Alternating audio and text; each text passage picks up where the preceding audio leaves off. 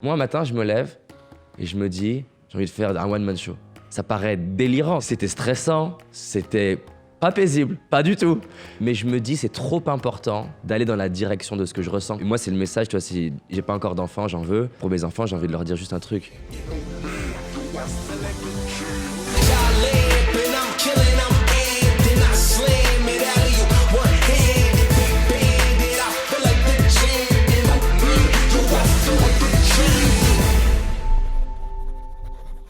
Moi, je pense que c'est pas la bonne question de trouver ce que je veux de manière paisible. La bonne question, c'est d'aller vers trouver ce que tu veux. Si c'est paisible, tant mieux. Si ça l'est pas, c'est pas la question, en fait. Bizarrement, c'est pas si important que ça soit confortable ou pas confortable.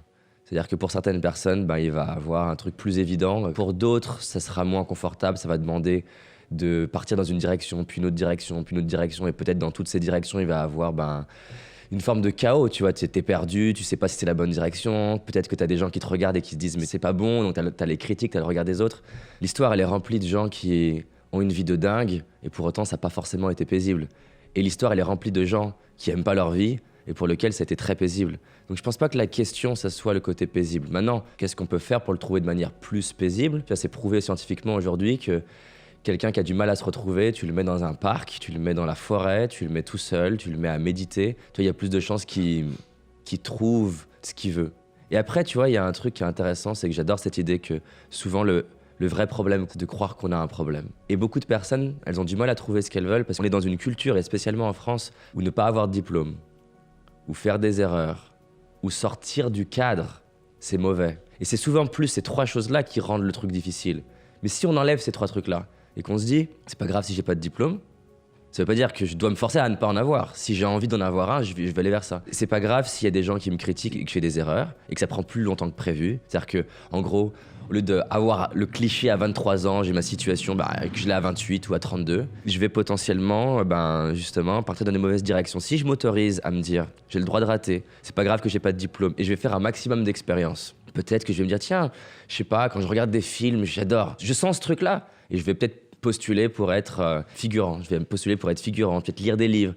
Pour certaines personnes, elles vont dire que c'est une perte de temps, mais quelque part, ça va devenir paisible si je m'autorise juste à augmenter le nombre d'expériences dans la direction de ce qui peut-être semble un truc bon pour moi. Et il y a des grandes chances que dans chacune des expériences, j'apprenne un truc sur moi. Et il y a des grandes chances que les idées qu'on a, elles sont limitées par rapport aux options qu'on connaît. C'est toute la complexité. Tu nais en banlieue et tous tes potes, ils ont la même vie. Il y a des grandes chances que quand on te demande qu'est-ce que tu rêves, ça soit en fonction de ça. Mais maintenant, il y a un de tes potes qui arrive à faire un truc différent. Tu prends, je sais pas, Jamel Debbouze, et qui te montre, et c'est ça que j'adore moi chez les personnes qui s'autorisent à créer la vie qui les inspire, elle te montre par sa vie qu'il existe une autre voie. Combien de jeunes ont été inspirés par Jamel Debbouze? C'est un truc de malade. Et ça se trouve, tu vois, t'as des gens qui vont se dire « Ah, je veux aller faire ça ». Ils vont partir dans la direction de faire de l'humour.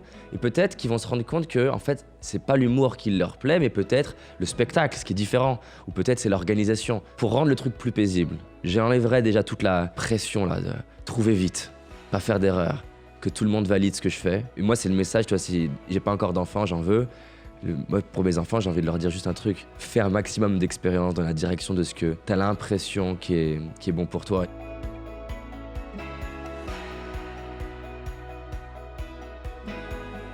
J'aime beaucoup cette philosophie du marin. Tu vois, les gens, ils viennent me voir et tu vois, ils veulent pas faire d'erreur. Ils pensent qu'être un marin, c'est avoir un cap et le garder. Et moi, ma philosophie, et c'est ça un vrai marin, un marin, il est jamais en train de garder le cap. Il est toujours en train de le reprendre. Et pour moi, c'est hyper important la différence, que garder le cap, c'est la pression. Reprendre le cap, c'est juste se rendre compte, tiens, je vais à un endroit, c'est pas pour moi. Mais ça veut pas dire que c'est une erreur. Si t'avais pas fait cette expérience, ça se trouve, pendant 40 ans, tu te serais dit, putain, fuck, il faut que je fasse du droit. Là, au moins, tu sais. Je te donne un exemple. Moi, un matin, je me lève et je me dis, j'ai envie de faire de l'humour. J'ai envie de faire un one-man show. Ça paraît délirant, c'est-à-dire que j'ai jamais été spécialement drôle. Au contraire, j'étais timide et mal dans ma peau, donc je faisais pas rire les gens du tout. Tu vois, moi, j'étais le genre de mec qui sort une blague et ça fait un bide. Et donc, pour éviter les bides, la plupart du temps, je sors pas de blague. Et je me dis, j'ai envie de faire un one-man show, je le sens, tu vois, c'est en moi. J'en parle autour de moi, les gens me disent, mais t'es un malade. C'est-à-dire déjà, t'as jamais fait de spectacle, tu sais pas ce que c'est. Mais je me dis, c'est trop important d'aller dans la direction de ce que je ressens, quitte à, entre guillemets, me tromper. Et donc, je suis parti là-dessus, j'ai réservé une salle, c'était un truc complètement fou, clairement, avec du recul, je le ferais autrement parce que j'ai réservé une salle de 1200 personnes et j'avais 3 mois pour la remplir. Alors encore une fois, hein, j'avais déjà une audience, j'avais des gens qui me suivaient, je partais pas de zéro non plus, mais zéro dans le spectacle. Je suis allé voir des producteurs qui m'ont dit « Jamais en 3 mois t'écriras un spectacle et tu le rempliras ». C'était stressant, c'était pas paisible, pas du tout. Tu vois, ma femme, je suis une loque. Elle m'a jamais vu comme ça. Elle me dit « Mais qu'est-ce que t'as ?» Parce qu'en fait, je suis en train de réaliser, j'ai pas de spectacle écrit, je sais pas comment écrire le spectacle. Quand je me mets devant ma feuille, j'y arrive pas, c'est le chaos. Et donc on pourrait se dire « Mais c'est pas la bonne voie. C'est pas paisible, tu vois. » Et moi je disais « Je veux pas faire un spectacle juste pour faire rire, je veux passer un message, je veux aider les gens à être plus heureux, je veux aider les gens. » Le spectacle, il s'appelait « J'ai failli foirer ma vie. Et vous ?» Et donc c'était l'idée de partager toutes les erreurs et conneries que j'ai pu faire, les excuses que je me suis trouvé. Du coup, je me dis quand même, il faudrait que j'ai une date avant, un peu plus petite. Donc on réserve une salle de 380 personnes le 4 septembre. Et le 3 septembre, j'ai toujours pas de spectacle écrit. C'est la panique. Et c'est ma femme qui me force dans le train. Elle me dit « Mais il faut que t'aies quelque chose, tu vas pas te pointer devant 380 personnes avec rien. » Mais j'arrive pas à écrire. Donc on essaye d'écrire des trucs, sauf qu'on écrit des trucs. Tu imagines bien qu'en une soirée, tu peux pas apprendre un spectacle. On se dit « Mais qu'est-ce qu'on peut faire ?» Donc du coup, on commence. Le début du spectacle commence avec « Je suis désolé, j'ai pas écrit mon spectacle. » Et on se dit comment on utilise, tu vois, ce truc qui a un vrai problème en avantage. Donc du coup, on met un écran sur la scène, on met des slides pour que je puisse savoir ce que j'ai à dire. Et donc du coup, tout le spectacle, au début, je commence en disant voilà, j'ai pas de spectacle écrit, j'ai des slides pour me rappeler. Donc les gens, ils se marrent, ils pensent que c'est des blagues, mais c'est la réalité. Je connais pas mon spectacle et j'ai des slides pour me souvenir. Et donc cette expérience, elle est douloureuse et jusqu'à la date, on va faire 14 dates, on est plein à craquer à chaque fois. La date du Pasino d'Aix-en-Provence, 1400 places qu'on arrive à remplir douloureusement aussi. Et j'ai la pression, j'ai des dates qui ont été beaucoup plus drôles que celle-ci. Mais pour le David de 15 ans, mal dans sa peau et timide, complexé, qui n'est pas capable de lever la main en cours, c'était une libération d'oser faire ça. Moi, ça m'intéresse pas est-ce que c'est paisible ou pas en fait. Ce qui m'intéresse, c'est que les gens y trouvent ce qu'ils ont à faire. On peut le rendre plus paisible en faisant plus de respiration, plus de méditation, en privilégiant les expériences, en lâchant le regard des autres. Mais pourquoi s'attacher au fait que ça soit paisible ?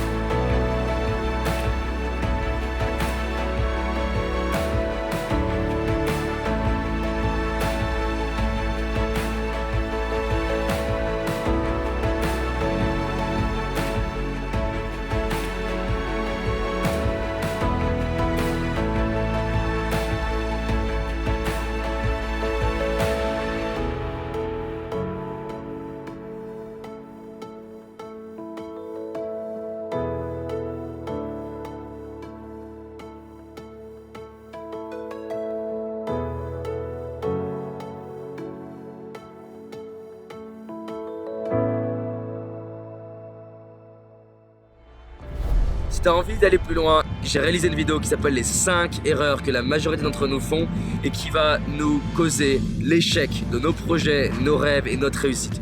Une seule de ces 5 erreurs va t'empêcher littéralement de réussir et d'être pleinement heureux. Clique sur le lien dans la description, va voir la vidéo, c'est un indispensable. Je te dis à très vite, on avance ensemble. Cette année, c'est notre année. C'est parti.